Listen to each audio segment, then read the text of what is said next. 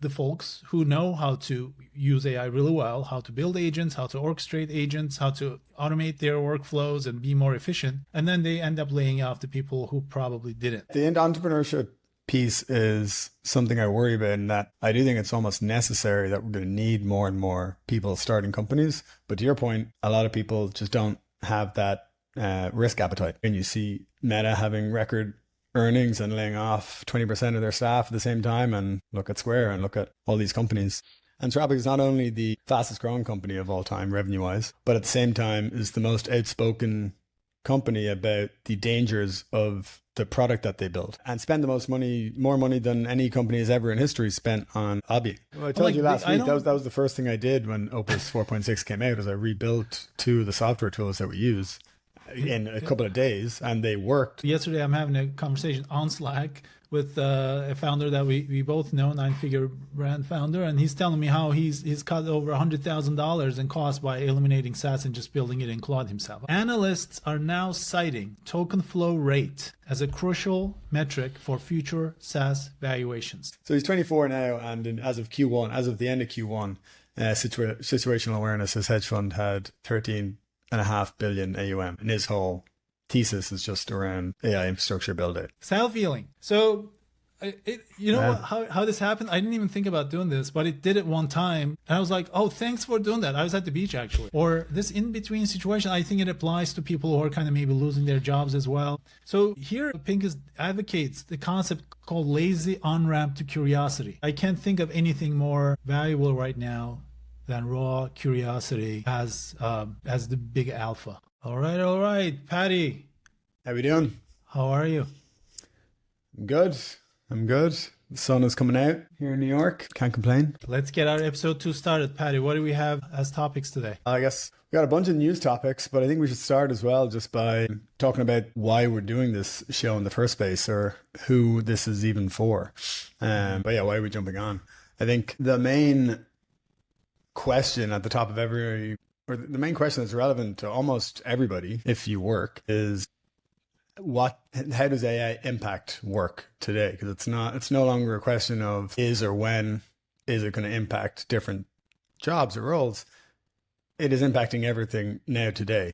So I think that's what we've been talking a lot. We spoke on it a little bit last week, that we have all these conversations and we speak to all different people in our network. But really, we wanted to start recording these conversations so that we could speak to these different kind of personas, or have these people out there that could listen to our conversations. Like, I think, again, we spoke on this maybe between now and last week, of the employees who, well, one are either at our companies or people we work with, or the different companies that you consult, and the employees that you have to try to educate or teach about capabilities, or the agent infrastructures that you build for them, or the database structures and MCP servers for them to connect into. I want to speak to these people that are, everyone is impacted. So I think the 3 personas are, one, the employees at every company today, because every role is impacted. Separately to that, the founders of these companies, and how they should be thinking about, or how everyone should be thinking about, educating their employees. And separately, which is maybe the most interesting bucket, is this new frontier of founders that we're about to enter into. And I think a big talking point at the moment that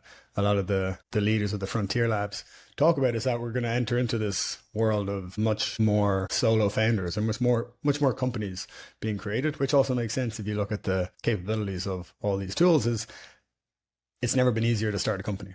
Toby from Shopify talks about it a lot, but not only do you have Shopify to start a brand, but now you have Claude or Codex to connect to your Shopify and ask it all the different questions that you have, and knowledge is at everyone's fingertips. So really, I think this conversation, or this conversation that we'll start recording on a weekly basis for now, is to speak to those 3 different personas, if you will, and give our point of view of what is important for each of those personas, and what's the latest trending news or topics that's relevant to anyone who works from a laptop today.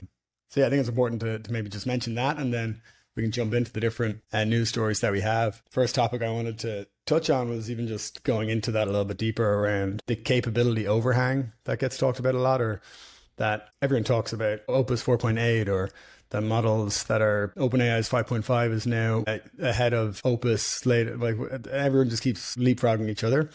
And then I think where founders shoot themselves in the foot is trying to jump between the different models and like, oh, what's the latest tool, or even a different tool to use. where really the bottleneck for successfully enabling your organization to leverage AI isn't using the right model or tool. It's actually organizing the people, organizing your company workflows, who does what. And that could have been done 6 months ago. And arguably, founders or employees at organizations shouldn't be trying to keep up with the latest capabilities and should just really be focusing on the individual roles and what they can do with Opus 4.6 that came out in December, and then creating the right infrastructure or like organizational structure internally to leverage a Claude or whatever harness that makes the most sense. But maybe we can start there and then start to go through some of the other news stories that we've seen. There's a lot to go through. Yeah. Well, capability overhang is so real, and it's tied to those 3 segments of folks that you talked about. I think, you and I were kind of discussing this yesterday, the why of why we want to do this. Just when you think about it and listen to the conversations out there and talk to the people, I don't know if there's anything more important than in the world right now, the concept of AI and jobs. Well, it impacts everyone. Jobs, yeah. Employment is people's livelihood, right? So, and then sometimes people say, you see these posts on social media, like, if you don't do this, you'll get left behind. And people really get annoyed with that. But the truth is, it's true, unfortunately. It does sound really annoying when people say, oh, you have to do this, otherwise you'll get left behind. And I kind of think about that. I'm like, will people really get left behind if they don't kind of like catch up? So then I kind of think about that, like a short term, medium term, and long term. Long term, I actually don't know. Like, if you kind of put your head under a rock for some time and don't learn anything and don't do anything, and if the predictions of Elon Musk and the others come true, and if we come to like extreme abundance and you didn't learn anything, you didn't level up, but maybe things evened out and you came out fine in the long term, right?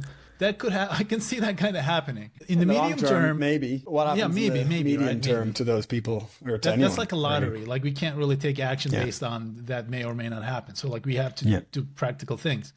Medium term is also kind of interesting. I kind of think about some of the stuff that I learned last year, Paddy, and I'm like, is that still applicable right now? Because models have improved quite a bit, and just like that thing that I learned, like maybe like memory kind of things, does it still apply? And then there's the short term, which is super, super real, that ties in with the capability overhang and the anxiety that people are feeling about their jobs and like, am I going to get laid off and things like that. I think that is very real because you and I both work with a lot of companies and talk to their CEOs, and we see like how people are trying to trim everything and try to make their companies more efficient using AI. That is real, right? And when that happens, how do they make the decision? Right? They keep the folks who know how to use AI really well, how to build agents, how to orchestrate agents, how to automate their workflows and be more efficient. And then they end up laying off the people who probably didn't. So in the short term, if you look at this behavior, yes, if you don't learn this stuff, you'll kind of get left behind in the form of, either losing your job and after that, perhaps not being able to find the job, right? And that kind of ties into the third kind of person that you mentioned, like this entrepreneurship, solo entrepreneurship. It's almost in a forced or mandatory, where if you can't find the job, like, what will you do? Right? Maybe you are now forced to become an entrepreneur. Maybe you never wanted to be one. It's not easy. You're a founder, I'm a founder. This is a really hard thing to do. It's not for everyone, but you kind of have to. So the capability overhang that we were talking about here is models can do a lot of things, but most people don't really know how to use all the best parts, and they only know how to do the bare minimum. And that also kind of contributes to them kind of falling behind a little bit. Yeah. At the end, entrepreneurship piece is something I worry about, in that I do think it's almost necessary that we're going to need more and more people starting companies. But to your point, a lot of people just don't have that risk appetite, or maybe they're just not driven to start a company when it might be, for a material cohort of people, the right thing for them to do, or one of the only options for them to do, as different jobs that they may have worked in change completely, or change more than we know they're going to change.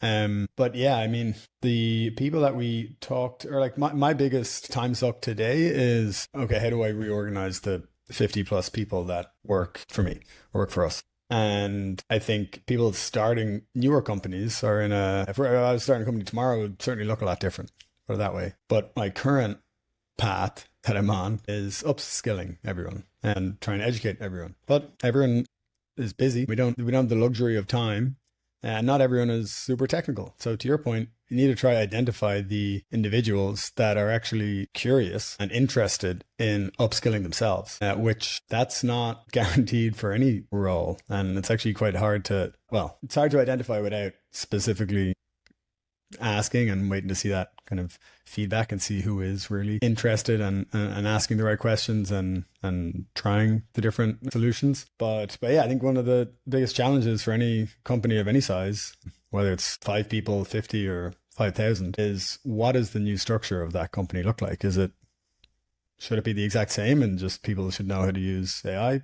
Probably not, because every role will change differently. And that's what we see in these big tech companies and these different management layers getting stripped out and jobs going away. And you see Meta having record earnings and laying off 20% of their staff at the same time. And look at Square and look at all these companies. So yeah, we'll see what happens. I think you mentioned as well, something that caught my attention during the week was Bill Gurley on the All In podcast talking about Anthropic midwifing a deity, which was an interesting turn of phrase that I've never heard before. And he goes into detail about it and speaks about what he's talking about. And it's really interesting that, and Bill Gurley, I think we mentioned this yesterday, I think you have some interesting anecdotes we might ask you about from a direct pitch with him. But Bill Gurley, obviously incredible investor and thinks through these things very thoughtfully. But what he said was interesting, that Anthropic is not only the fastest growing company of all time revenue wise, but at the same time is the most outspoken company about the dangers of the product that they build, and spend more money than any company has ever in history spent on lobbying. And then when you dive into the articles or like papers that they publish, like what Dario published a couple of years ago, and talks about this future of almost like a deity, like a god of AI that kind of oversees the humans, or it creates this world of abundance, and services are accessible to everyone, and there's robotics that are serving healthcare and producing food, and it's more of a choice to work. And that's what Anthropic and the leaders of Anthropic talk about week in, week out. And so I'm interested to see where that goes, and how they obviously know quite a lot about the technology that they're building, more than me and you. So curious to see how that plays out, and what does that mean for companies? And if there is this, now I don't buy into that there's going to be an AI overlord, but Anthropic that I use, or Claude that I use every day, the leaders of that seem to think that could happen. So yeah, it's interesting. I actually watched that episode as well, and about Bill Gurley, my previous startup was a high-flying, at one point before COVID killed the concerts, it was the world's first concert subscription service. And at one point, our numbers and growth was so good that I found myself pitching to Bill Gurley at Benchmark's offices in San Francisco, Nice. or Silicon Valley rather, than me one day before pitching to Mark and Jason at Jason Horowitz. So, one thing that you notice about him is he's super tall. You walk into a room, I'm 6'2", and you're just looking at him like this. I guess he was a basketball player before, and now he's retired, of course. Big Longhorns guy. Yeah, he's not a VC anymore. He has a book which I'm reading. Actually, the people who are interested in listening to us probably would like reading his book, because it's about basically finding your passion and career, and now like future, like what would that look like? So, or if people are watching this on YouTube, what the book is actually based on is a talk that he gave at, I think, University of Texas, but a talk he gave at a college maybe 10 years ago called Running Down a Dream, that went kind of viral on YouTube. Great video, certainly, especially for younger people. I definitely recommend watching, or people trying to navigate this changing technology that we're in. Yeah. But yeah, the book is all based around, it's kind of like an extension of that kind of hour-long talk that he gave to a graduating class. Yeah, I think it's a good book. I'm still reading it. So Dario is very smart, right? So he makes these proclamations that guys at the All In podcast are criticizing all the time. And he may be on one end, but those guys are also on the other end trying to make it sound like, just like this last episode, one of the guys got into like this massive debate with Jason Calacanis. Almost like these guys, if they were in the same room, they're going to fight each other. Like, I thought like Jason's points were in that, he's saying like jobs are really like AI is taking jobs, and these other guys are very kind of like pro-government or, whatever. And they're kind of making it sound like they're trying to like almost like wipe it under the carpet, saying, no. It's, look, everybody's saying now it's actually not resulting in job loss. Look at these like. So we don't know, like it may be somewhere in the middle. Like anecdotally, we're seeing, like you and I both run companies. So it's not true to say that AI won't take jobs. I mean, it's literally gonna take jobs. If you need 10 people, you don't need 10 people to do the same job now because AI will do most of it. So maybe you need a couple instead, right? Yeah. Well, interestingly, I saw, and I know we both follow Aaron Levie from Box. He puts out great content. I think I saw last night he posted a chart showing like the increase in jobs in the last few months, and we're seeing that. I think that's more of a rhetoric this year, that actually job openings or job postings. So that's interesting. That's displacement, right? So basically, we can't say that like AI isn't taking jobs. I mean, clearly it is, but then new job openings. So like actually, Aaron Levie's perspective is one of the more persuasive ones for me.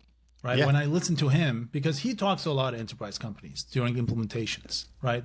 He's not just philosophizing.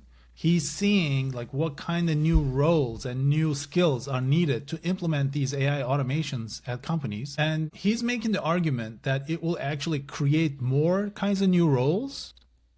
So that is the hope, right? But of course, if you want to kind of criticize that, we could say that you won't need as many new kinds of roles, but we just don't know, right? So like it is taking jobs, it's creating some new roles. The hope maybe is that the new roles will be at least equal or even more but then the new roles that get created, again, kind of going back to, you have to have the AI automation skills to get those new roles. Like the new roles are not going to be non-skilled 100%. Roles, So, but yeah, the hope is that there's more jobs, but we're starting to see early data about that. And also what I think is more consensus across the board with even economists is that we're going to see increased productivity growth. And we're already seeing that data as well. But again, the extreme version is Elon's triple-digit GDP growth in the next 10 years, where if we see unprecedented GDP growth, that you would assume leads to more prosperity and more available jobs, assuming you can do the role of the job description that people are looking for, which again comes back to why we're even doing this.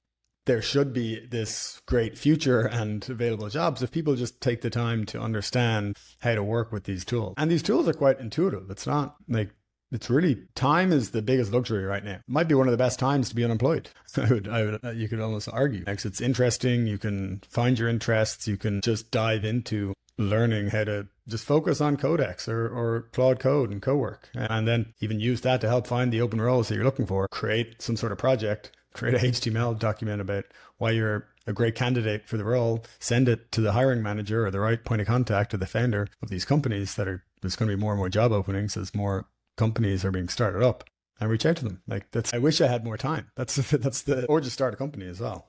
Again, I'm jealous of the people with time on their hands right now. Yeah, I mean, all in all, even if you're an employee at a company or a founder, you need to learn these things. Even if you need to or want to or forced to start a company, you need to learn these things. Honestly, I just don't see like how people who aren't learning all these new technologies, like how they can. I just can't imagine it. So like, our goal is to try to be helpful, right? So I have a bunch of topics here. I kind of wanted to go through the topics. So we talked about Bill Gurley's Dr. Frankenstein theory. Did we mention the word Dr. Frankenstein? Not specifically, I don't think. Yeah. But midwifing a deity, I think, is a... Yeah, so I guess that's called the Dr. Frankenstein theory. The other thing is like Nvidia is now getting into the Windows PC market. So like all of a sudden Windows is hot. All these like HP and all these like old school company stocks are going up big time. So that's kind of interesting, HP is insane. Yeah, their stock price. I noticed this thing called token flow. I want to talk about that concept. Forward deployed engineers are super hot. We want to talk about that. I really like the concept of self-healing agents. I have one interesting example that I want to share. Yeah, I want to hear that. watched the podcast with that Mark Pincus, the Zynga founder. He was talking about this concept called the abyss, which caught my attention. So I'd love to kind of discuss that with you. And then I was kind of watching in the past couple of days, Microsoft's Build conference has been going on. So I had those sessions on in the background. They did a lot of stuff, GitHub's Copilot app. And I feel like Skate Agent. It was fun to watch, all these sessions, building everything into Windows, all these like agentic flows and developers showing off what they were building. Did you see Project Solara, that new device, or I guess multiple devices? I didn't. What is the Solar? I heard the name, we can dive into it when we look at it. But it's basically their answer to a Mac Mini, I guess. It's kind of a mix between a Mac Mini and then there's a separate little device that's almost like a key card. It's interesting. Haven't dug into it massively. I don't know. Yeah. If you're a power Microsoft user, it probably makes a ton of sense. We'll see where it goes. It's interesting. We're Mac users, obviously. I haven't used Microsoft for decades now, but I mean, could Windows be hot again? It's kind of interesting. And last episode, we kind of ran out of time. We wanted to talk about the brand brain. So, or company brain in general, yeah. Or company brain, brand brain. I say brand brain because I work with brands all the time. But company brain. So we started our own brain for the show, right? So we created a Slack channel. So if you're watching this, you found us through the algorithm because we have this show as a secret show. We don't tell anybody. We don't give it the links. We don't promote it. It's an experiment where we have this conversation, and then we want to have the show completely agentic. So AI agent will help us improve the show and grow our audience. So we started from zero. As you're watching this right now, we have like a handful of people watching it, right? So starting from zero is kind of interesting. So we created a Slack channel. We added Gentix agent in there, mother, and connected to the Gentix brain concept that allows us to kind of discuss topics, add them in there. Also, now it has access to our YouTube channel's analytics. And then it looks at the show transcript from the previous week, looks at the stats of how long people are watching, and makes recommendations of like what to say, what not to say, how to cut it short or move on to subjects and things like that. So we're going to try to keep improving by listening to the agent in the Slack channel who uses our brand is PBJ, Paddy and Bora Jam. So that's our brand, the brain. So that's an interesting setup that we have going now. Which all of that work would have typically had to be done by someone we would hire or ourselves. Yeah, this ties in with like how is AI not taking jobs? Like right now, we're not hiring a producer because of this, right? Yeah. But if the experiment goes really well and it works, and then all of a sudden there's a new media entity that we're never going to spend the time. We're never going to find the time to create a podcast show and create all this media. But maybe if this agent that you've set up to create and make this channel scalable really easily, then actually maybe it scales into something that we need to hire 3 roles for. And that's 3 roles that wouldn't have existed otherwise. So that's the other side of the argument is now we can create this podcast that we never would have created because we didn't have the time. And that could lead to more jobs that wouldn't have existed.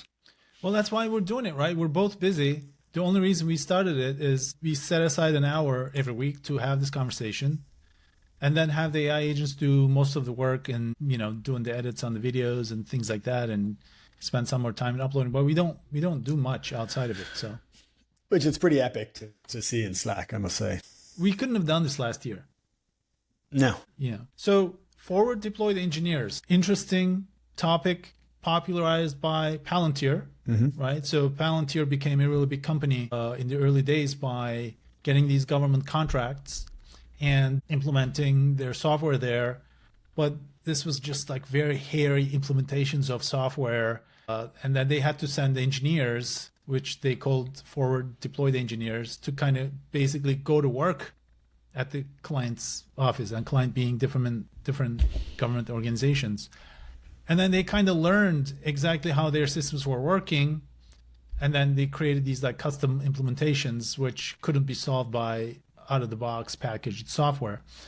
Then a lot of these, there's now, just like there's a PayPal mafia, there's a Palantir mafia now. A lot of those people who were, I guess, forward deployed engineers created very kind of specialized vertical startups after having learned all these interesting ways of government's workings, right? A lot of them are in defense. So now forward deploy engineers are hot again because it's not easy to implement AI agents. So AI companies are now sending engineers to their customers to help with those implementations. Yeah, and this all ties with what we were talking about earlier. Like the biggest gap isn't the AI tools themselves, or like if they're able to help a company or make a company more efficient, it's the actual just enablement, which is what these FDEs do, is it enable organizations to leverage the capabilities of these tools within their company. And there's a lot of work that goes into that. I mean, again, that's my biggest time suck and challenge right now, is going into the weeds of each of the roles of every employee to understand what can and can't be improved upon by leveraging. I stick to the harness of Claude, but in general, in companies, they need to hire these FDEs. Or again, you can look at, I don't have the numbers in front of me, but the OpenAI, I think they put $4 billion into a consulting arm. So OpenAI have their own consulting arm, and they've partnered with, I think, a bunch of private equity firms. Again, you can find it easy enough, but $4 billion is nothing to them. That's like, we'll just put this here. But it shows you how that is where a lot of the attention, or that's where a lot of the value is right now, or the need is to, again, the capability is there. It's just actually rolling it out. And I think what you hear from a lot of founders is, and it's less so now, but even a year ago, it's like, is AI really going to be useful in my business? My business is too complicated to just have AI improve it. And there was a lot of doubt in the market. Now I think it's more anxiety, which you pointed to earlier, is that people now see that saying your company or your roles are too complex for AI to really add value. It's like, okay, no, now it's clear that it's a me issue, or it's the company's issue, that they actually haven't enabled their organization. So that's where these forward deployed engineers come in. It's like, oh shit, okay, we need to get help to roll out and enable our company to leverage these tools. It's also where I think you see these different wrappers or these different startups that are either just kind of good UI, or they're maybe some form of a harness for a specific niche or a specific use case. Like I saw one yesterday for parenting, and it seems like I didn't look into it massively. I think it raised money from Coastal Ventures or someone, but Lassie, I think it was called. But what it looks like, yeah, it looks cool. For doctors, running doctors' No, offices. I'm mixing up the name. Okay, that's a different, but case in point. I would argue that wrappers, or they're an OpenClaw harness with a different brand and UI put on it, and they're given a specific use case. One is for parenting, that I can't remember the name of right now. The other one was for doctors, and both of those companies, I think, separately raised about $50 million. And they're kind of just, it seems like OpenClaw, and then for the doctor one, which is Lassie, I think, they just spent, I think, a year. They did a cool video, a kind of announcement video, and all they did was, which again, it's not to oversimplify it or say that it's really easy, but all they did is spend a lot of time thoughtfully working with a doctor's office to understand the administrative bottlenecks and processes that a doctor's office goes through, which, I mean, if you look at all the SMBs of doctors around the US alone, they don't know how to set up OpenClaw and how to roll it out in their company. So what Lassie did was they just created an app, essentially, or a software that does that for them. And I think we're going to continue to see that. You could say, and we're already seeing this across so many verticals and so many niches. And the other one I referenced, which again just kind of proves this point, was I think yesterday or the day before, for parenting. And it's just an OpenClaw that has access to your messages and I guess emails for, I'm not a parent yet, but so I don't know the context well enough, but soon. But I guess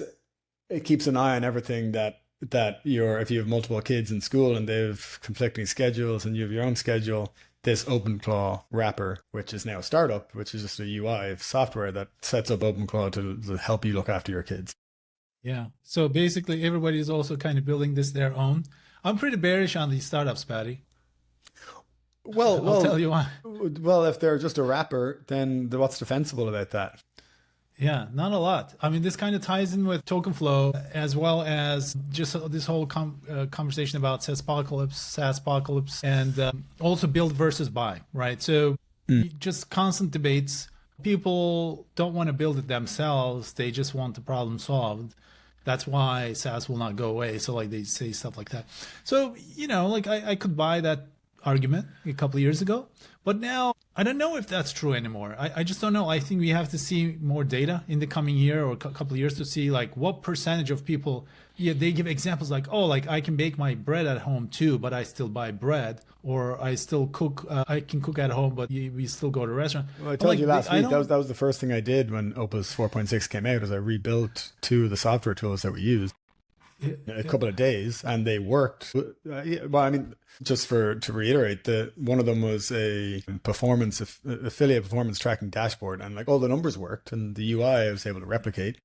But that was a little fun experiment for a weekend, and I was like, okay, well, I'm not going to maintain this, and we're not in the business of building this right now, and it's not a huge cost saver. So yeah, I'm probably closer to the edge of people building software for fun on a weekend, but I have countless other founders that are kind of doing these projects, but they don't want to move everything over. I think the Salesforce example is an interesting one. Their stock is down, I think 30% or so in the last year. It's popped back up a little bit in the last few weeks. But yeah, I think pricing is where they run into trouble. I think they have a lot of value in the likes of a Slack that like, I have no plans to move off of Slack maybe ever. Yeah, it's one of those things. But at the same time, look, yesterday I'm having a conversation on Slack with a founder that we both know, 9-figure brand founder, and he's telling me how he's cut over $100,000 in cost by eliminating SaaS and just building it in Claude himself. I'm like, yep, and there's that happening. So I think we just have to see this like, I don't need to build, I can buy. I think for expensive things, and if the internal capability exists, which is like you just need like one guy or a woman or just one person who knows how to kind of, I don't even want to say vibe code, but just do agentic engineering. So I'm kind of like pro, at least it's just going to be hard to sell things to people. The pushback you get is like, why couldn't I just build this in Claude code myself, right? Well, maintenance is the main thing. Maintenance, but it's really not that much. Like I'll tell you one thing. In the past couple of years, I started with Replit, right?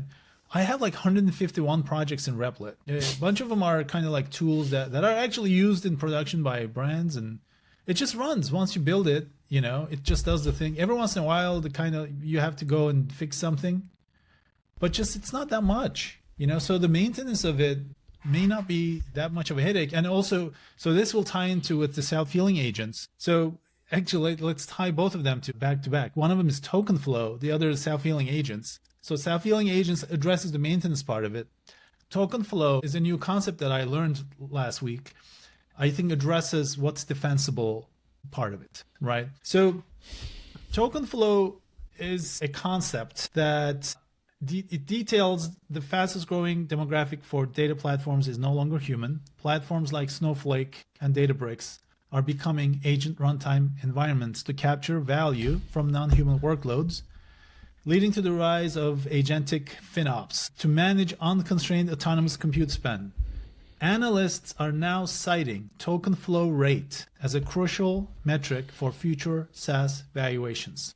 So basically, token flow is your product resulting in more token usage? Are agents basically the use of your user of your product? So like databases in this case are becoming like a very interesting business. I'm kind of like pro database now and against SaaS software right now because agents in the end, so like my rule of thumb is this, and I tell my investors the same thing. If somebody can go to Claude Code and say, hey, like build me this app, and Claude Code, if it builds the whole thing, even if it's not great and your app is better, but it feels good enough to the person who did it, I think those companies are in danger. But if you go to Claude Code and say, build me this app, and then Claude Code builds like 80% of it or 90% of it and says, okay, now I need to go and do this other thing from the external world to do the remaining 10, 20%. And if your thing is the remaining 10, 20%, then I think there's a potential defensibility there. So token flow is relevant here because what could that other thing be that Claude can't do it itself, right? It's some kind of infrastructure, like some kind of servers, some kind of database that it needs to save data on, or maybe some specialized data access that's not available on the internet. Mm-hmm. But then I think the token flow really applies to kind of these infrastructure companies that agents will just use more and send more. And in the end, agents end up doing like more SQL queries. That's why database company stocks are going up, like MongoDB. All these, like I saw this happening actually. I'm actually spending more money on MongoDB, which I used to never spend money on MongoDB. And then like literally months after, MongoDB stock skyrocketed. I was like, I should have just bought this. Like I could see it for my own work. My like usage is going up. Well, what else are you noticing? What's that? What else are you noticing going up? I mean, anything basically infrastructure related. Because what's happening is Jevons paradox. Is it Jevons paradox? Jevons, I think. Jevons paradox is playing out. You know, we're building more stuff. We're building more stuff, more infrastructure is needed. More tokens are flowing through those new things that are built. And the backend infrastructure are getting more use. More data is being saved because agents are constantly sending requests. So that's kind of interesting. Token flow, Paddy. If you're buying stock, think about the token flow. Well, I told you this, the situational awareness, the hedge fund is what I've been tracking for the last year and a half. That's just AI infrastructure. I guess it ties to token flow, but it's talking about those papers that Leopold Ashbrenner wrote called situational awareness. And that's, I'm assuming he's the first 23-year-old. What age is he? He's 23 years old? I think when he started the fund, he would have been 22 or 23. Let's see what age he is. He's 24 now. So he's 24 now. And as of the end of Q1, situational awareness, his hedge fund had 13.5 billion AUM. And his whole thesis is just around AI infrastructure build out, which tied into when he got let go from OpenAI. He wrote these papers, so he just published on X, or just posted on X, called situational awareness. And they just talked about this crazy infrastructure build out that was going to be required to tie into token flow, essentially. He didn't call it token flow because this was probably 3 years ago. But he's just saying that how the clear demand that there's going to be, and we just don't have the memory, don't have the energy, don't have the chips, don't have the optical cables. So I've been pretty lucky the last year or so with the stocks I've been following through him. And I don't see that slowing down anytime soon. Like if you think about where we're at in this new cycle of AI rolling out, or people just starting to adopt AI, like look at what we've been talking about in this episode. We're talking about how do companies get their employees to use AI? Like that in itself tells you that we are early in this rollout or this change in how work gets done. And work is a lot. Like, and the amount of compute that's going to be needed is going to continue to rise. So I think those infrastructure bets are probably going to do well. Are they overvalued? Are they overhyped? Yeah, I'm not spending all my time as an investment analyst analyzing the fair market value of these companies. They're certainly at all-time highs, but at the same time, I believe that we're early in this rollout. So even if they're overvalued, I think in 9 months' time, when we see more and more people or more organizations starting to enable these technologies, then the current all-time highs and the stock prices are going to be like, oh, that's actually kind of cheap, considering that productivity's gone way up and all these jobs are changed, and now companies have to spend X amount on compute. Yeah. Although there's flip sides to that argument as well. Like, what was the story? I think in the last week that came out, it must have been one of the Mag 7, but I don't know what the time period was. I don't know if it was over the course of a month or over the course of like 6 months, but a story broke. They didn't name the company, but the company said, I think it could have only been Meta or Amazon, maybe, or probably Amazon, I think, because they also had their announcement of like cutting back token access or something. But some company, unnamed. Uber? No, there was a story that broke saying that a company had a surprise $500 million bill for Anthropic. I didn't see that one. The token costs were $500 million that they didn't forecast. It was a surprise to them. There's not many companies in the world as a result of token it. maxing, which is something we can talk about next time. I just added to our next episode's topics outcome maxing, which is like token maxing, so we can kind of talk about that. But yeah, so the other thing is maintenance of these, so self-healing agents is, let me just talk about one thing. Also ties in with the token flow, because I believe in this. I believe in AI infrastructure is a potentially somewhat defensible space. So like I'm trying to pivot my company into that, right? Mm-hmm. It was SaaS. I gave up on SaaS. Then we were building AI agents. I gave up on building AI agents because my customers are building AI agents now. So we have like MCP tools and server infrastructure, which I think agents need and use right now. But I want to go deeper than that. Like, I really like the token flow. I like the database. I like being a data store. So one example I'll give you, one of the MCP servers that we had built was for doing agentic conversion rate optimization using, in the beginning, we were trying to use like a Hotjar or Microsoft Clarity integrations, but these were, at the time, they didn't have MCP servers. I think they added it lately. I haven't even looked at the latest versions. But so I'll tell you about the post hoc. But we were using Hotjar and Microsoft Clarity with exports and things like that. And then I discovered post hoc as a modern, because they use like ClickHouse as a data warehouse, so you can do like real-time queries. And then if you we built an MCP server that sits on top of the post hoc data, and then in Slack, you can just get these like patterns, what's happening on the website based on site visits and events that happen. Well, what happens after a while is, so I kind of persuade the brands that I work with to sign up with post hoc, and then kind of so that we can get this CRO agent working, right? And after a while, they get a bill. And this happened like multiple times at multiple brands. And these are all like 8-9 figure brands. And they get like a bill that's thousands of dollars. And they're like, whoa. Post hoc charges a lot, right? So they go and cancel their post hoc account. And in the end, the agent is no longer used. So, and then I was thinking, like, why am I even sending all these brands to this other company that charges a lot of money, and then they cancel it? So, like, we have our own now, which is the ingest, right? So it uses. I didn't realize. So that's a post hoc replacement. That's a post hoc replacement. So okay, you probably said that to me, but it is a data lake house that's built on top of DuckDB's Duck Lake, which is like a big data storage, right? And then just built this whole ingest product, and there's like a ingest server. So you get like a script, one JavaScript, you just kind of put it on your site, and it ingests all the site events. And I'm like, and now I have a 9-figure brand installed on their website. They're using it. It works just like how post hoc has a lot more stuff, but they don't even use the other stuff. That's you know. So like so it gives all the data that you need. But here is the self-healing agent part of it. This became a very high traffic server because these 9-figure brand, the first one that installed it, getting a very high traffic, like thousands of visits a day, right? So, and then it kind of put a strain on the server, and then the server started kind of like restarting and things like that. And then I'm constantly having to maintain this all of a sudden. Like, what's going on? Like, it runs out of memory. Do we need to increase the memory and like infrastructure? Because the traffic constantly writing. Every second, there's like a new write to the lake house, right? Somebody's visiting, somebody's clicking, add to cart, all that stuff. So then I built it. I'm like, somebody needs to watch this, you know? So, I described how I set up these like, Could that be an employee? Would you think about hiring someone? No.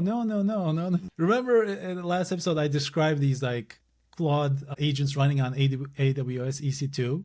So one of them is the Gentic ingest engineer, always on. So normally I have these engineers, but they ask for my permission to merge code into production. So I gave the Gentic ingest engineer in Claude Code a new permission, saying, you don't need my permission to fix a production bug and deploy. Like, when I'm sleeping, if the site goes down, fix it. Self-healing. Self-healing.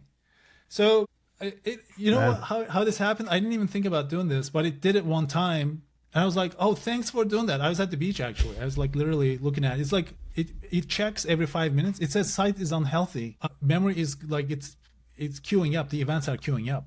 I think I should restart this. I'm like, restart. Don't ask me next time. What guardrails do you have to have in place to stop a self-healing update that is misunderstood and actually makes a error that fixes something that actually breaks the site? Or what kind of guardrails do you have to have in place to make sure things like that don't happen? So CTO is the guardrail, right? So I'm like, ask the CTO, because like sometimes it has to write a code, because what happens is, it restarts the machine. When you restart the machine, it works. But after a while, it kind of runs out of memory, and the same thing happens again after like 2 or 3 hours or something. So there's some leakage going on, and then it starts adding logs, and it finds out the reason for the leakage. and then proposes a fix. Now I need to fix something, change the code and deploy, but I'm sleeping. So you either wait until the morning, but then the guardrail is that, okay, email this to the CTO, which is checking his email every 5 minutes on AWS EC2 through agent mail that we had set up. And the CTO reviews and either asks for changes. If the CTO approves it, then he can deploy. Self-healing agent, Paddy. So it's This an is orchestration maintenance agent. on The feature CTO software. Yeah. Is there any? I'm trying to think. When will you need to hire another person in the future? Like, do you see roles that you would hire for? Because I've been talking to you for how long? Over a year, I think, and anything that comes up, you just build an agent for. Yeah, I feel like you really don't need a lot of people unless it's a service business. For building right? software, yeah. If it's just like technology, I don't think you need more than 5 people. Like you could probably build $1 billion company, just a few people, pretty easily. Because what happens is, here's what happens. We're going to see that this year, I'd say. I think so too. Pulsia they raised money at quarter of a billion. He has no plans to hire anyone.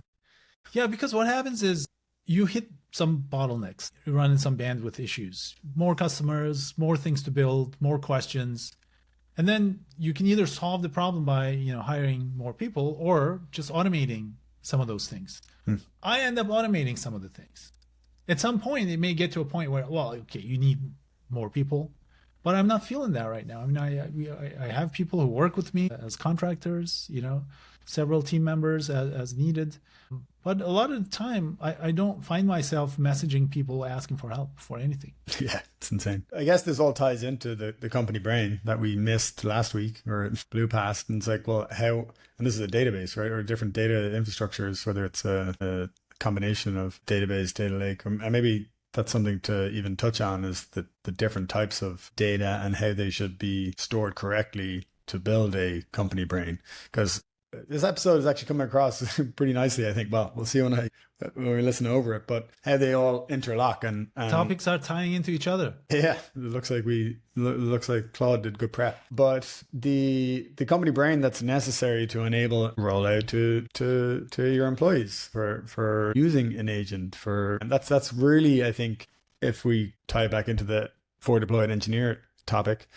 The first step, if an FDE is coming into your organization and your organization hasn't touched the process of building AI, the first thing they're going to do is set up a data infrastructure for you, or first do the analysis to understand what data infrastructure is required and then build that out. And that's, I think, become popularized, or this idea of a company brain has become popularized, where really my understanding of a company brain is just a data infrastructure with the right tool access to enable agents. But yeah, I would love to hear maybe your point of view on this company brain, or I know you've actually created more long form content specifically about the data infrastructures that you built at Gentic and some of the learnings you've had from consulting with founders and building these things for founders, or common mistakes that founders run into when they build these company brains, and maybe speak to the value that a well-structured company brain really brings to an organization, and at the same time, the issues that can be caused by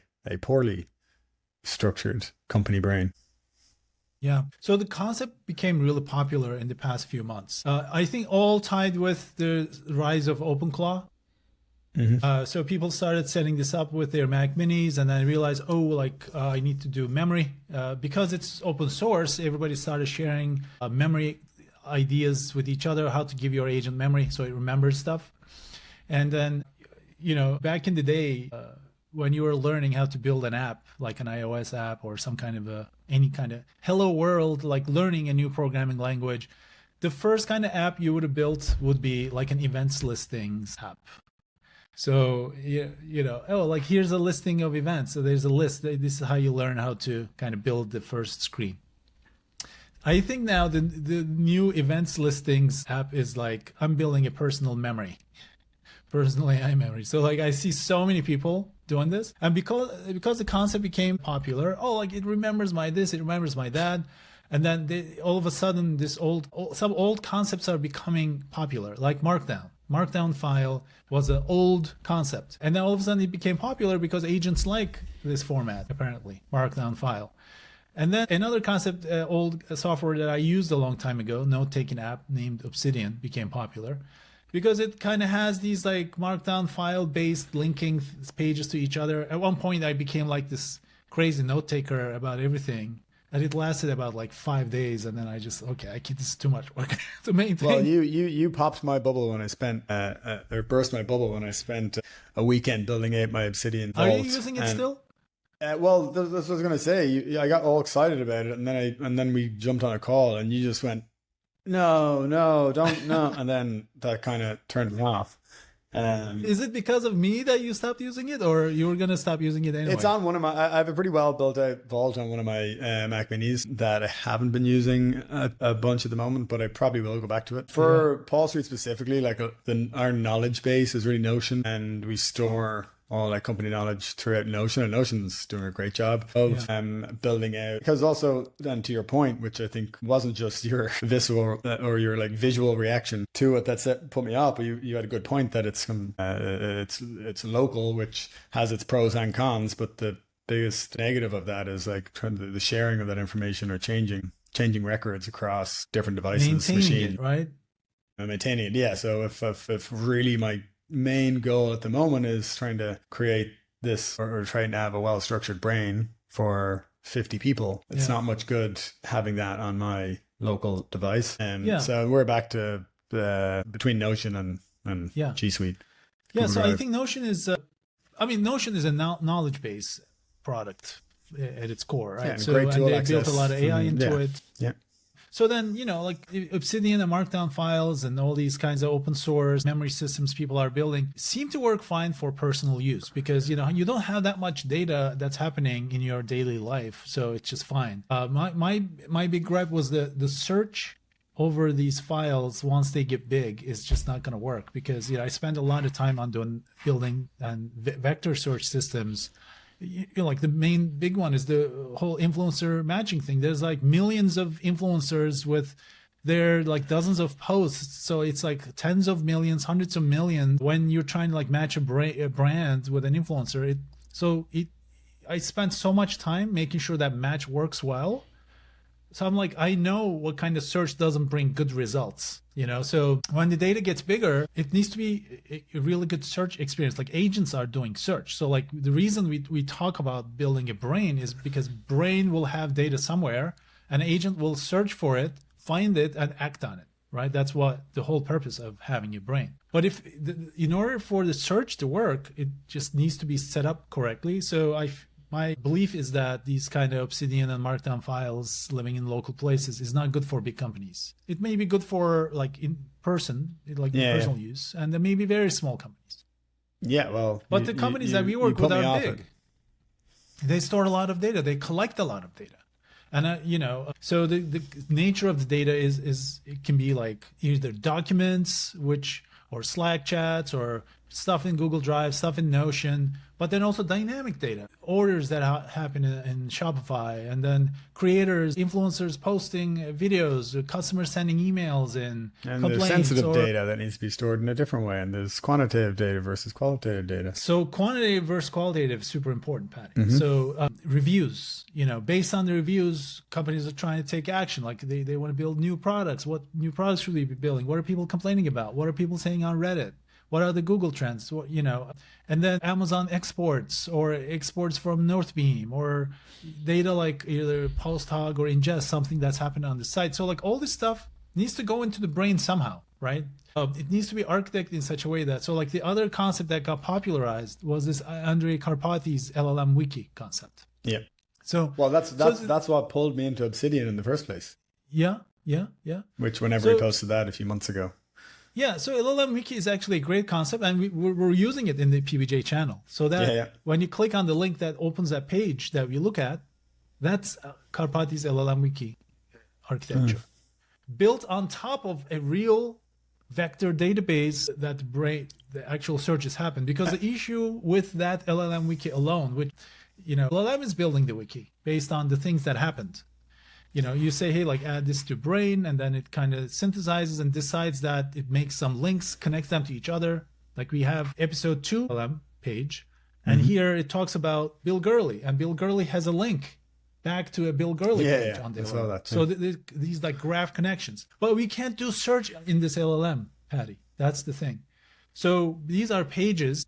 And if you wanted to kind of find out about certain things, yes, you can, but then you have to go searching across all these markdown files as opposed to an actual real database with a vector database, right? Yeah. So the other thing to think about is just, as you said, quantitative versus qualitative. I mean, quantitative data comes out like thousands of rows or tens of thousands of rows. Easily searchable. That needs to be interpreted, and the interpretation of that data needs to be saved. Like one example is like Amazon search queries data that gets out of Amazon given to the brands that we work with.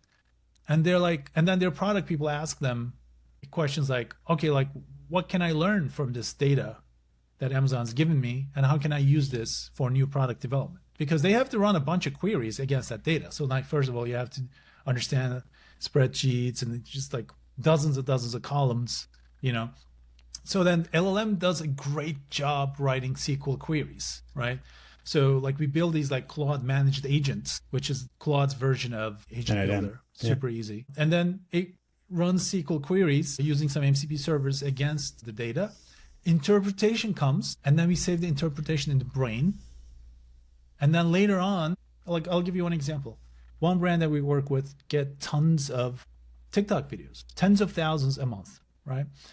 So then they ask, hey, like, what are the high GMV TikTok videos and why? Why are they high GMV, right? So then once this is all saved, like you don't want to save tens of thousands of TikTok videos in the brain, right? They just get saved in the database somewhere, like a data warehouse kind of thing. And then these videos are analyzed. You have quantitative and qualitative matched together. Quantitative meaning like this is how much sales this video brought, and this is what's happening in the video. Right? And then you have the LLM go through these high GMV videos, run a query, and then find patterns. Why did these videos do so well? And then take that interpretation, save it in the brain. Then later on, an influencer manager would be like, hey, I'm trying to send a brief to an influencer, but I want to explain to them some rules to generate a high GMV video. What are the best ways for this company that I'm working at to get high GMV videos from influencers based on actual real data that has been saved in the brain, which the agent now looks at that, creates an outreach saying, look, these are the things that you should do if you want to get a high performing video based on real data, not like an LLM's world knowledge that you can ask ChatGPT. That is what the brain is good for.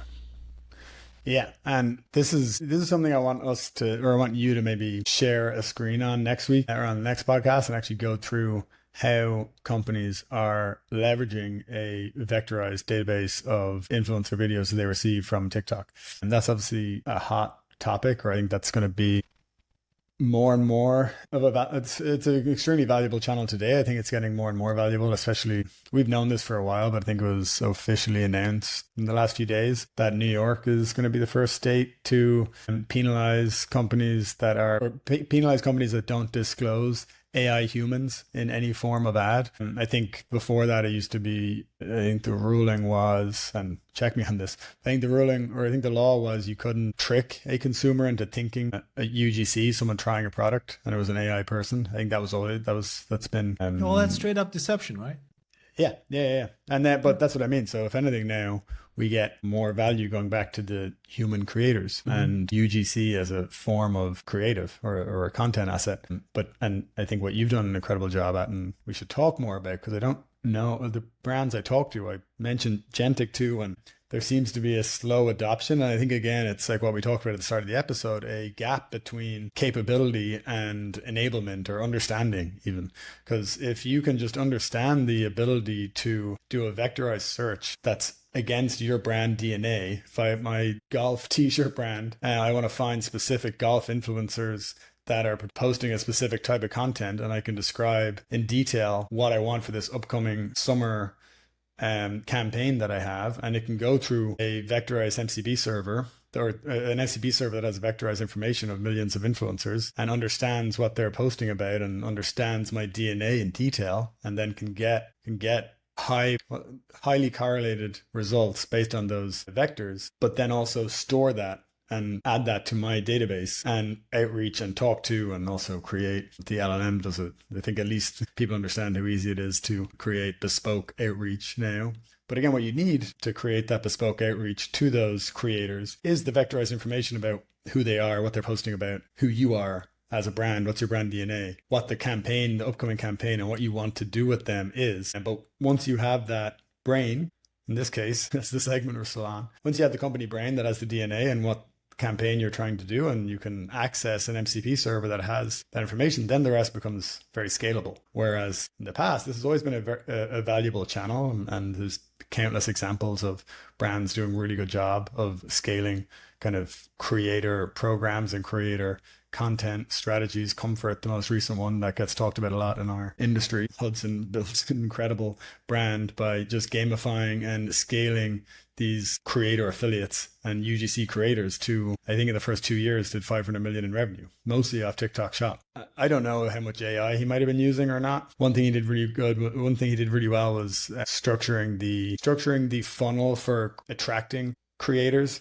And he built a really good system around getting those creators in and getting them posting about his brand and giving them their commission structure to post about his brand. But by using agentic server, or any agent if you wanted to build it yourself, but the server that you've built means that you can now have this structured system for outreaching more and more creators, and then also managing the one-on-one conversation. So you're not saying, hey, first name, I like the content, generic content message about your posting. Yeah. But you're saying, no, hey, Bora, I love that you're surfing the whole time and you're wearing a Run MCP t-shirt in your podcast. Would love to, whatever, talk about building agents or something in that example. But yeah, we should, yeah. Anyway, next week, maybe we can share a screen of you going through that infrastructure and what it actually looks like, or even in practice is what it looks like in a Claude to find influencers and scale that, because there's so much value there that I think conceptually people understand, like different founders understand that value. Like even if we just stick on that example, but there's other examples of other use cases for having a brain, company brain, and connecting that to different MCP servers. But on the influencer and UGC example, so many founders understand it, but then I guess when you go to get them to roll it out, it's still there. I don't know. You work with more brands directly with your server, but I see them not scaling it as quickly as they should be. Well, this is why it's the early days, because just companies are slow, right? So one of the things, Paddy, do you believe in this edge computing? Basically, the announcement was, so Nvidia's entrance into Windows PC market is they believe in the future of a world where Windows PC devices that people will own that will run their personal agents.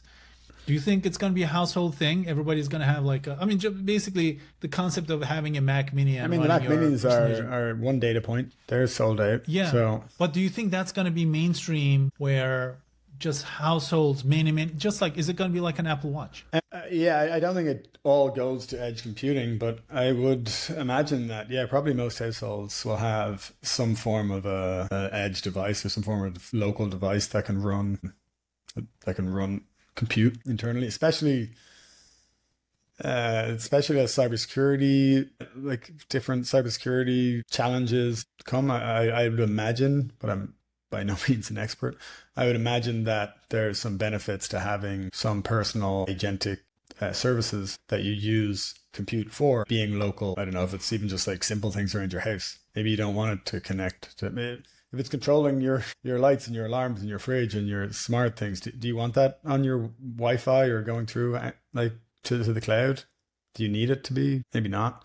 Also, especially if the likes of Microsoft are investing in this and Apple are creating all their chips based around edge devices, having enough compute to run agentic services. Or I guess another question, or maybe my question to you would be, do we not already have edge devices in every household?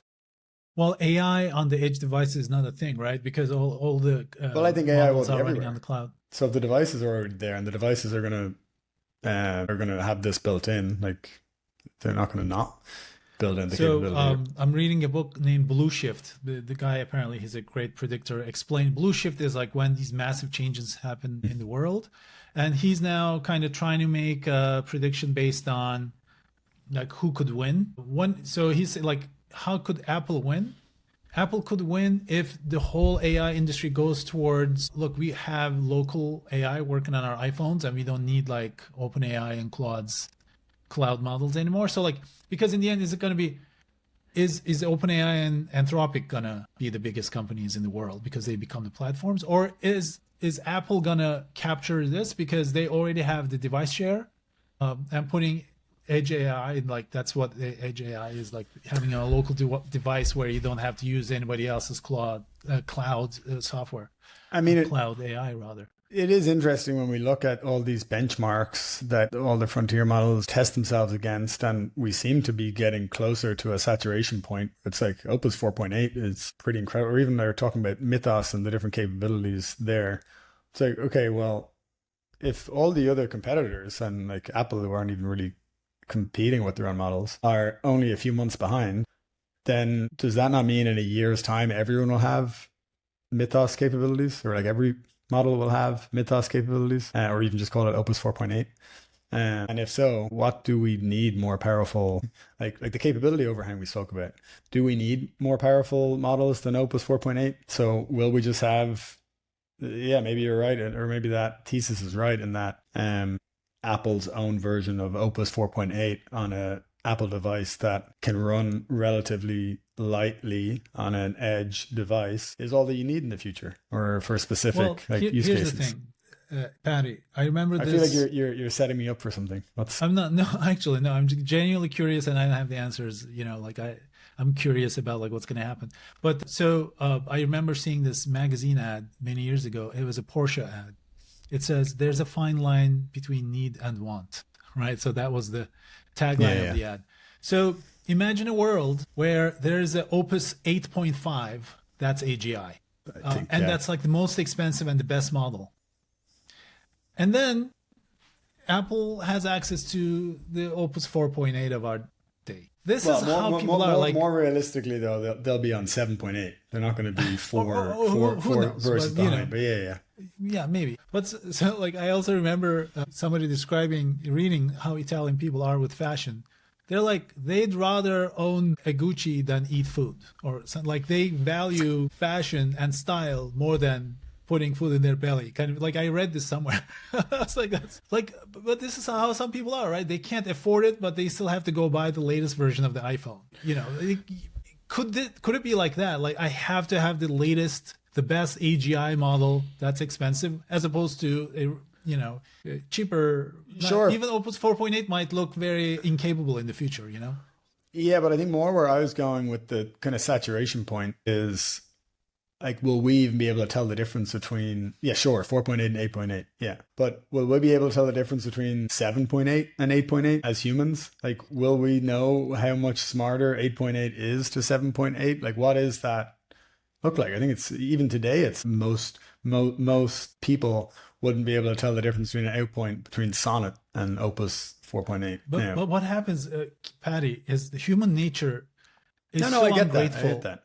I get that. People immediately get used to a new technology and demand it. Like there's to be clear, I think me and you are both going to be in the camp of paying whatever it takes to get the frontier model 8.8. So I'm not arguing against that. I'll be in that camp, but I don't know if I'll even notice if Anthropic in this example were actually serving me 7.8, and for me as the Italian fashion connoisseur, I have another example. So you know the comedian Louis C.K. Mm-hmm. So he has one bit that it applies every single day to something. It's called the chair in the sky. So the bit is about people who complain on the plane, saying, "Oh, like the Wi-Fi is too slow." He's like, think about this. You are sitting in a chair in the sky, flying at warp speed from one country to another, and there's some satellites in space giving you internet access while you're sitting in a chair in the sky, and you're complaining the Wi-Fi is too slow. And this is what human nature is. Like they get used to something and they immediately forget about the old days of horse and carriage, or no planes or whatever, and then immediately set the bar. So I think this applies to this conversation where like people kind of getting used to some of the newer models and immediately expecting more, and something less capable is not exciting anymore. No. No, yeah, no, I can't. It's going to be incredible to see what our version of Chair in the Sky is, or like the future version of Chair in the Sky is in, I don't know, even 5 years' time, 10 years' time, because I don't think anybody knows. We have one more topic left. We're going long, but I'm kind of curious to see, like, does it have to be an hour? So the last topic is this abyss concept. I think it applies. So Mark Pincus, Farmville used to be this super popular. Facebook games was a thing back in the day. I was in high school. We call it secondary school in Ireland, but I was in high school at the time. I remember it. Yeah. So Zynga, extremely popular. And then he created another company, support.com. I think he sold Zynga. Support.com did IPO. And then he did one more like social network, tribe.net, that didn't do well. So like he has like one exit, one IPO, one failure. He describes it.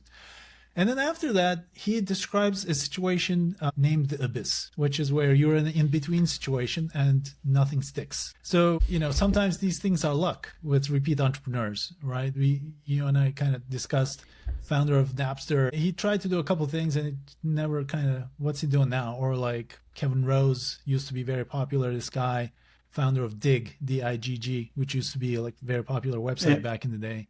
Then he tried like this app called Oink, I think, and then maybe something with watches, luxury watches, and then he just stopped becoming a builder. I think he's like a VC now, and he has a podcast. So that being a founder is very interesting. At some point, you may have had a hit in the past, but maybe you'll never have a hit again. Or this in-between situation, I think it applies to people who are kind of maybe losing their jobs as well. So here, Pincus advocates the concept called lazy on-ramp to curiosity. And then he says, rather than forcing a massive world-changing idea to break out of the rut, he suggests lowering the stakes by tinkering and following low-pressure interests until natural curiosity organically pulls the individual into a new area. I think this is very important for people to kind of practice, perhaps. Yeah. Okay. So a bunch of points there. You mentioned, the word luck in itself. I think, any founder or any company that has. Do you have Irish luck, Paddy? Is that a real thing? I mean, I've been very lucky in different companies I've been a part of, for sure. So yeah, I guess so. But I think you also, again, anyone who's seen success, I believe, has some form of luck. Is that Irish luck? Maybe. I don't know. I could go on a huge tangent right now, but I'll try to stay on track and we can maybe come back to it. But I do believe that luck is a real thing, but the amount of luck that any individual exposes themselves to is like a variable you can control. And that ties to like how committed or how much work you put into a specific niche or category. Like if you are and curiosity comes into this, or like interest. I think a lot of these really successful founders, if you like, and the more founders you study or different kind of autobiographies, you see that the really successful people have this huge, one, curiosity, but also a huge interest in what they're like building. And they've probably, or again, a lot of them, I don't know, if you look at James Dyson and even Steve Jobs or a lot of these big names, they spent such a long period of time trying to build the thing that they're most curious about and they're most interested in, and all did reach all different levels of failure. And I think James Dyson spent something like 10 years working on Dyson before there was any commercial success. So like 99% of people that try to build a company are going to, at some point in the initial 10 years of not seeing success, count that as failure. How does this tie into the abyss? I think founders today if we're talking to this persona that we mentioned at the start of the podcast of this new wave of founders that are going to be created or going to need to be created as different jobs get displaced, and it's never been easier to create these companies. The one main lesson that I've taken from all the different books and podcasts and things that I've spent my time on is you have to have a real interest and curiosity in whatever you commit yourself to. Whatever company that is. And if you don't, it's just not, you're setting yourself up for failure. Whether you find luck in that category that you're interested in is a whole different story. You may not get lucky. That you cannot guarantee luck, but the best chance you have of receiving luck and building a successful company is having a genuine curiosity and really committing yourself to something that you're interested in and leveraging the tool. And this is where and then this all ties in together again, of how are you actually going to build a successful company with the tools that are capable? You have to spend the time and be genuinely interested in learning how to best leverage Claude or whatever the latest tool is to help you move forward in building that company or building that product or service or event or whatever it is, community, and that you're interested in. And I think it's very rare that you find really successful founders that aren't genuinely curious and interested in their day-to-day. And a lot of that is because it takes, like, as building a company, it takes all of your time and energy and attention. And you're not going to be able to commit all your time, energy, and attention to something certainly for a long period of time. You can maybe force it for a few months or a year or two, and then you just get completely burnt out and you will hate that company for sure, or whatever project you're trying to build. I've gone on a tangent now, but no, I mean, I would co-sign that. Probably even younger folks watching us out of school. Curiosity. I can't think of anything more valuable right now than raw curiosity as the big alpha. So Bill Gurley's book actually talks a lot about this. There's a lot of overlapping kind of themes in Running Down a Dream. Or again, if you just watch his YouTube video of the college talk that he gave, but this new book that you said you're in the middle of talks a lot about having that natural curiosity and interest in anything you commit yourself to. And the same applies to a job, by the way. It doesn't have to be a founder or starting a company. It's going to work at a company. Like, if you do not have that interest in the company you're going to work for, same rules apply. You're not gonna think, you're gonna shut that laptop down at 5 p.m. and not think about it for a minute over the weekend or commit any time to learning how to improve your own skill set in that role because you're not curious for that company. You don't, subconsciously, you don't want to commit yourself to the role if you're not actually or interested curiosity about the craft, Paddy. I mean, even if they have neutral feelings about the company they're working for, but they have curiosity about the craft, and they can use the company to apply and learn and improve and level up. So I think curiosity about learning these new technologies, I think it's a great time. But yeah, so with that, we can conclude our jam, Paddy and Bora Jam, PBJ. Paddy, nice pleasure. chat. As always, I'll talk to you next week, and bye, everyone. Great. Cheers.